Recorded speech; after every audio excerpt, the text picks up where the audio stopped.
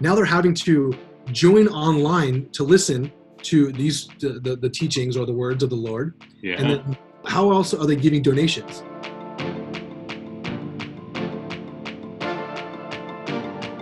Specifically in America, we have a large religious following, right? We have a large denominations across the world. Yeah. Sorry, across the states, not the world. I'm sure, yes, around the world, but states. The first time that they had to go online, the first time it's a lot of these individuals that are older or just like don't take the technology a little quicker, is to continue to listen to the word, the spoken word through church online.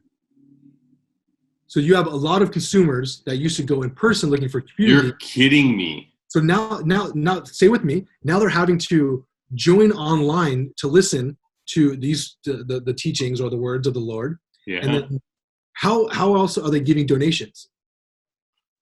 They're having to now learn how to take their credit card out and give donations.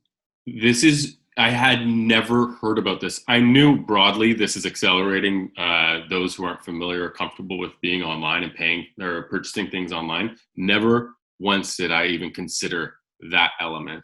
That's massive audience that's just opened up. So now you have people that are just, for the first time experience, like, oh, I'm at home. I just walked to get a drink. I'm listening to the word and I just paid. I'm okay. No one stole my shit. It's almost like turning the clock back 10 years too. When people first started purchasing things online, they're a little bit more loose with what they're doing. That's that audience that have just swamped the market right now. Like that, I never even considered that. And there's so many elements to that for the benefit of online marketers. So now you got people that have never felt comfortable. And then now they're like, okay, I like this.